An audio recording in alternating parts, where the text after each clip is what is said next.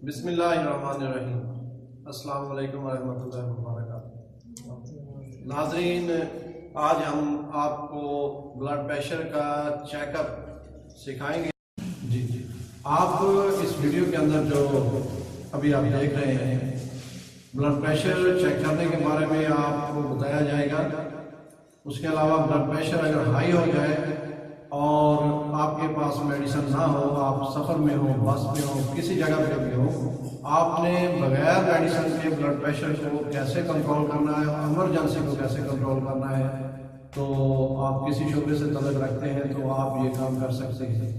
उसमें हम बताएंगे आपको फिज़िकल हवाले से कि कौन कौन सी आपने चीज़ें करनी है, और उसमें हम बताएंगे कुछ खाने वाली चीज़ें जो आपको इजीली अवेल हो सकती हैं। अगर आप किसी की शादी पे भी गए हैं तो वहाँ पे भी आप अवेल कर सकते हैं, तो घर के किचन में से भी वो चीज़ें मिल सकती हैं।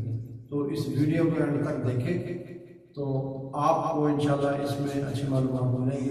तो सबसे पहले हम आपको ब्लड प्रेशर चेक करने के बारे में बताते हैं।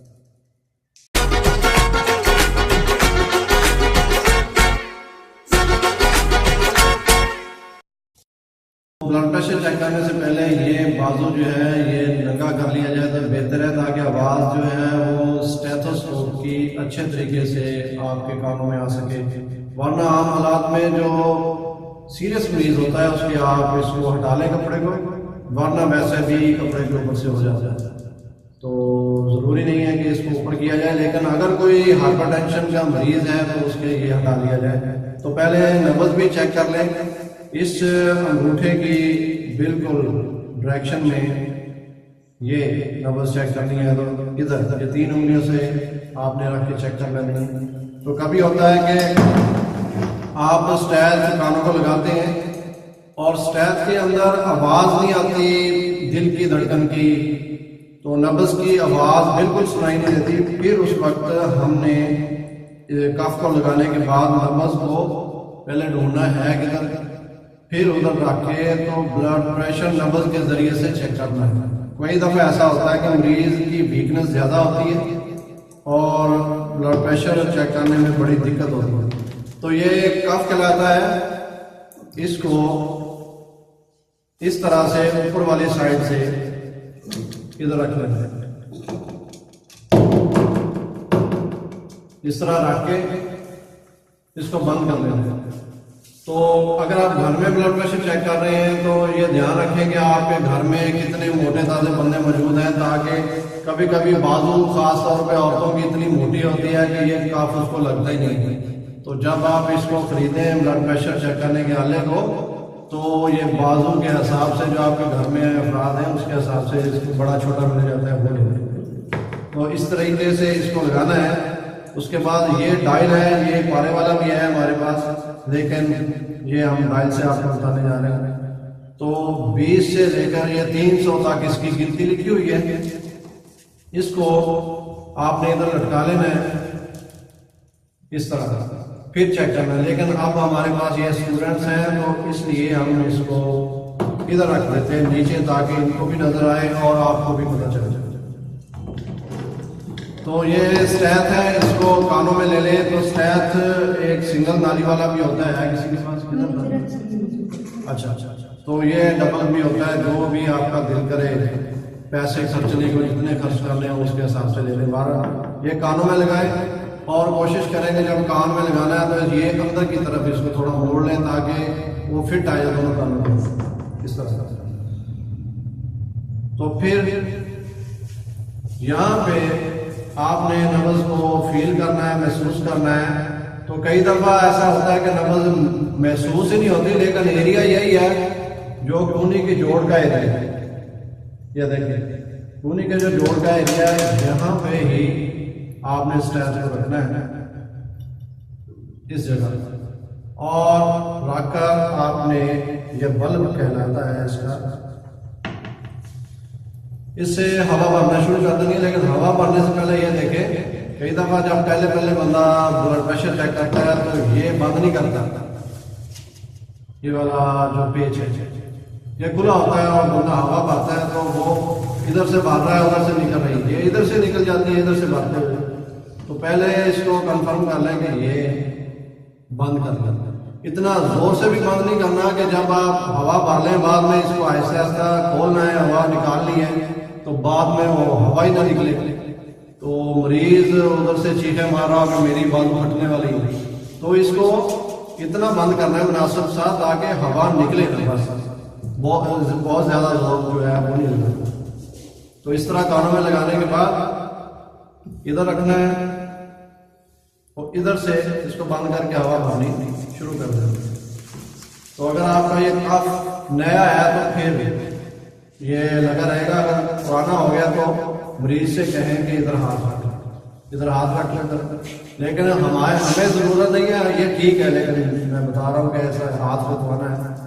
ऐसा ना हो कि आपके हवा भरते भरते ये जनाब खुल जाए तो फिर आपकी इज्जत का मसला बनता है। तो ये देखें ऐसे हवा भरनी, तो हवा भरे कम से कम 180 पर। जब अगर मरीज ब्लड प्रेशर का है तो 220-30 तक हवा भरने के बाद इसको आहिस्ता आहिस्ता हवा को छोड़ना शुरू करें। तो कानों की तरफ तवज्जो करें, अपने कान के अंदर आवाज आनी है दिल के धड़कने की, वो नब्ज के धड़कने की।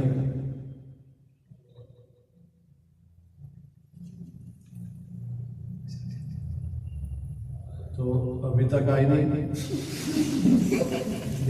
ये आवाज कानों के अंदर धक धक की आना शुरू हो जाए वो आपने जहन में नोट कर लेनी है। आपको थोड़ा सा ज़हीन होना पड़ेगा कि जहाँ से आवाज़ शुरू हुई है वो जहन में याद रखनी है, और जिस जगह पे जिस नंबर पे ख़त्म हुई है वो याद रखनी है।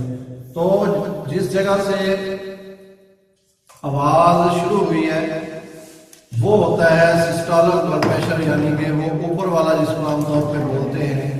तो जिधर ख़त्म होती है वो होता है डायसिस्टोलिक ब्लड प्रेशर। तो इस भाई का 100/80, यानी कि इसलिए ब्लड सर्कुलेशन जो बॉडी के अंदर हो रहा है वो ज़रा स्लो है, इसी वजह से इसके पट्टे कमज़ोर हैं जिसको एनक लगी। तो मुझे मेरे पास नहीं, मैंने लगाई नहीं है, लेकिन इसको लग गई। ठीक है, अब आपको बताया गया है कि ब्लड प्रेशर चेक कैसे करना है।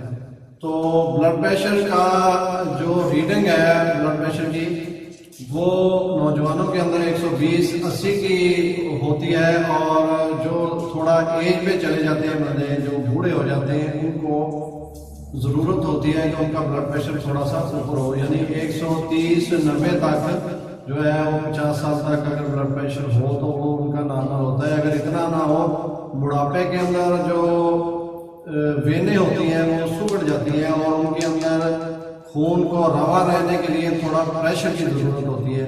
तो इसलिए थोड़ा सा अगर ऊपर रहे ब्लड प्रेशर 130-90 के करीब तो वो उनका नॉर्मल होता है।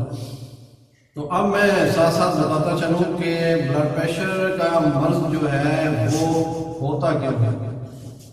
तो इसकी वजूहात जो है जो आमतौर पर लोगों में पाई जाती हैं, जिनको हार्ट अटैक के मसाइल आते हैं, उनमें कोलेस्ट्रॉल की वजह से होता है। खून के अंदर जो ऑयल की मकदार है वो बढ़ जाती है, इसलिए ब्लड प्रेशर जो है वो अक्सर हो जाता है।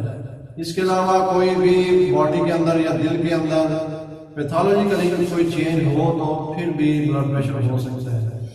मगर बहुत सारी मेडिकल साइंस कहती है कि बहुत सारी ऐसी वजूहात हैं कि जिनका आज तक मालूम नहीं हो सका कि कभी ब्लड प्रेशर जो है वो कोलेस्ट्रॉल भी नॉर्मल होता है मरीज का, लेकिन वो ब्लड प्रेशर जो है फिर भी हाई होता है।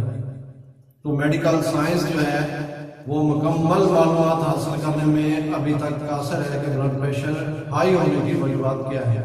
लेकिन मैं अपने क्लिनिकल तजर्बे की बुनियाद पर आपको कुछ टिप्स दूंगा कि ब्लड प्रेशर जो है, अगर कोलेस्ट्रॉल भी नॉर्मल है और आपका ब्लड प्रेशर हाई हो गया है तो उसको आपने, अगर किसी ऐसी जगह पे है कि मेडिकल स्टोर या कोई डॉक्टर या कोई आपके पास अवेल नहीं है, तो आपने फौरी तौर पर करना क्या है। तो उसमें कुछ फिजिकल पॉइंट्स हैं बॉडी में, वो मैं आपको बताऊंगा अभी कि वो दबाने कहाँ से हैं। लेकिन उसके अलावा खाने में कुछ चीज़ें ऐड करें फौरी तौर पर, जिससे वो ब्लड प्रेशर जो है वो कंट्रोल होने के चांसेस होते हैं। तो बहुत सारे मरीजों के अंदर गैस अगर मैदे के अंदर बन जाए तो वो ऊपर की तरफ दबाव रखती है, प्रेशराइज करती है। जिगर के अंदर तजाबियत अगर बढ़ जाए तो उस वजह से भी ब्लड प्रेशर हाई होता है और मैदे की वजह से भी होता है। तो ऐसी सूरत के अंदर अगर ब्लड प्रेशर हाई हो जाए और आपके पास आपकी मेडिसिन ना हो तो आप आधा पाव या एक पाव दही लें और उसके अंदर थोड़ा सा गुड़ इस्तेमाल करें। तो जो शुगर के मरीज हैं वो गुड़ ना करें इस्तेमाल, वो सादा दही ले लें और उसके अंदर वो छिलका इसबगोल जो है उसको 2 चम्मच उसमें डाल के हल करें और 10 मिनट के लिए रख दें। तो उसके बाद हम खा लें और फौरी तौर पर ब्लड प्रेशर जो है वो कंट्रोल होने के चांसेस दही से हो जाते हैं। ये क्लिनिकली तजर्बात जो है वो उस रोशनी में आपको बताता हूँ।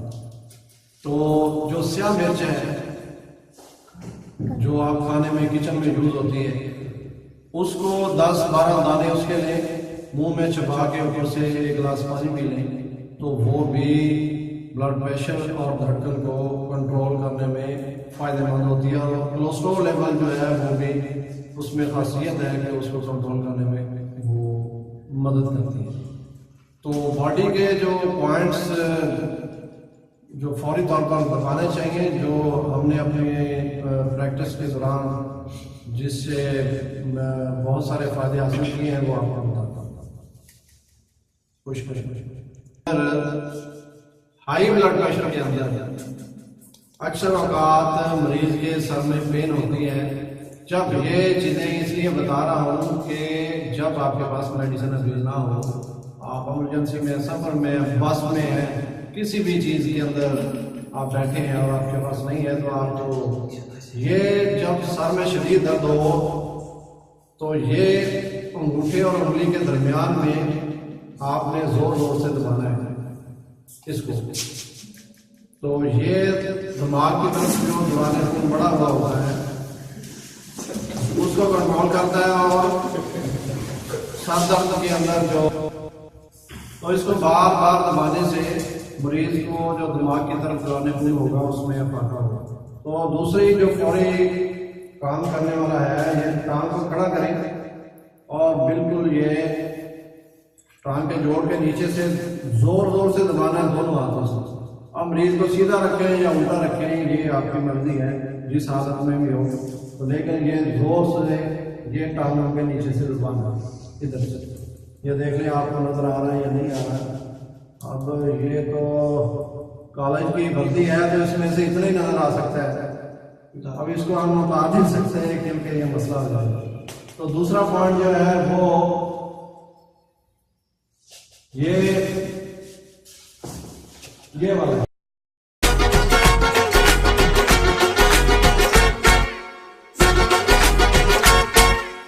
ये मेरे ख्याल में तीसरा पॉइंट आप बता रहे हैं कि ये जो एरिया है जो आपको अंदर को नजर आ रहा है, हर मरीज के अंदर नहीं होता, किसी के बहुत मोटे मोटे पैर होते हैं और बाहर का भी होता है। लेकिन ये जो चीज़ है यहाँ से जोर जोर से दबानी है और ये नीचे से दबानी है। तो इससे ब्लड प्रेशर में आपको जो खतरात है उससे बचा जा सकता है। वो डाउन हो ना हो एकदम नीचे आए ना आए, लेकिन जो उसके नुकसानात होते हैं उससे बचा जा सकता है। लेकिन मैंने ज़ाती तौर पर ये जो टांग की जोड़ के नीचे जो एरिया है इसको बार बार प्रेस करने से काफ़ी जो रिजल्ट मिले हैं मुझे क्लिनिकली तौर पर। तो मैं ये तजवीज़ करूँगा अगर आप किसी जगह पे हैं, मेडिसिन अवेलेबल नहीं है, तो आप इसको दबाएं। ये 2 पॉइंट बहुत है, ये वाला और ये वाला। दूसरा जो हाथ का पॉइंट है ये सर दर्द के लिए है, तो दबाते रहें तो इसमें अफाका होगा।